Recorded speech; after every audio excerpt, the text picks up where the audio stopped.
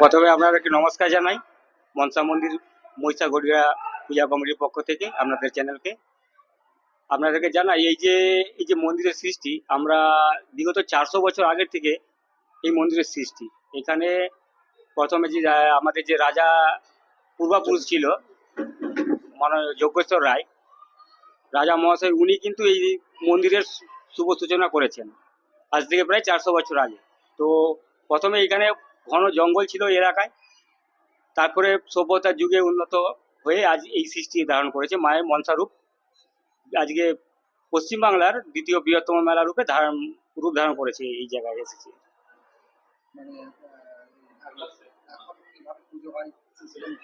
এখানে আমাদের পূর্বপুরুষ থেকে নিয়ম আছে, চিরাচরিত নিয়ম, যে নিজে হাতে পুজো হয়।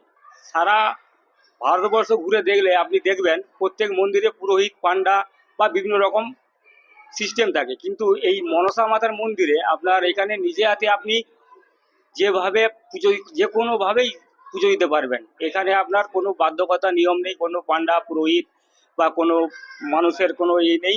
আপনারা যেমন খুশি তেমনভাবে পুজো নিয়ে দিতে পারবেন এবং লক্ষ লক্ষ মানুষের সমাগম হয়। প্রত্যেক শনিবার মঙ্গলবার মানুষের মানসিক করে এবং বছরে যে একদিন মহামেলা হয়, যেটা আসছে 31শে মার্চ মঙ্গলবার, ওই দিন সমস্ত মানুষ এই মানত যে করেছিলেন তারা পরিশোধ করবেন। এইভাবে চলে আসছে। ধরুন যে রাস্তা হয়েছে, এই রাস্তাটা কিন্তু ছিল না। এই যে ব্লক বসিয়ে যে রাস্তাটা হয়েছে, এটা 6 মাস হয়েছে। এটা কিন্তু আমরা প্রজেক্ট হিসাবে জমা দিয়েছিলাম, সরকার তরফ থেকে আমাদের নেত্রী এই রাস্তাটা করে দিয়েছেন। আমাদের এমএলএ আছেন মাননীয় অজিত মাইতি মহাশয়, ওনার সহযোগিতায় এই যে লাইট পোস্ট থেকে শুরু করে আপনার চিলড্রেন পার্ক এবং রাস্তাঘাট বিভিন্ন উন্নয়নের কাজ ওনাদের দ্বারাই কিন্তু হচ্ছে। সরকার বিভিন্নভাবে সহযোগিতা করছেন আমাদেরকে। আমরা বিভিন্ন দপ্তরে পোল বা বিভিন্ন খাতের যে সমস্ত আপনার ডকুমেন্টস মানে আপনার জমা দেওয়া হয়েছে, সেগুলো সব আস্তে আস্তে, জানেন তো সরকারি কাজ ধীরে সুস্থে হয়, এগুলো বাস্তবে রূপ ধারণ করবে। আগামী 27-28 সালের মধ্যে আপনারা এই জায়গার রূপ পরিবর্তন দেখতে পাবেন। যে আপনারা পুষ্করিণীটা দেখছেন, এই সরকারের অনুদানে এই পুষ্করিণী খনন করা হয়েছে এবং তার পাশেই একটি চিলড্রেন পার্ক চলছে কাজ, শীঘ্রই কমপ্লিট হয়ে যাবে কাজটা। এবং আগামী দিনে এখানে পর্যটন কেন্দ্র গড়ে তোলার আমাদের ইচ্ছা রয়েছে। প্রশাসনিকের সহযোগিতায় আমরা আশা করছি এখানে একটা পর্যটন কেন্দ্র করতে পারবো।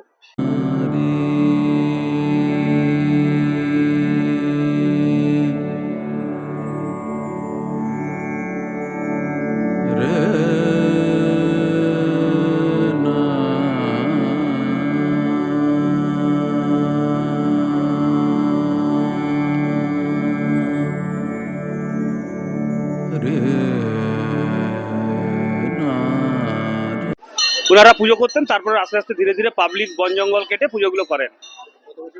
প্রায় 400 বছর। মডিফিকেশন যেটা মূল বেদি ছিল, এখানে তো কোনো মূর্তি ছিল না। মূল বেদি মানুষ ওই উইঢিপির উপরে পূজা করতো, মাটির উইঢিপি। লক্ষ লক্ষ মানুষের পুজো চড়ানোর জন্য উইঢিপি নষ্ট হয়ে যাচ্ছে, ওর জন্য আমরা 24 লক্ষ টাকা খরচা করে পেতলের, কাস্টিং পেতলের আমরা বেদি বানিয়ে দিচ্ছি পাবলিকের জন্য আর কি।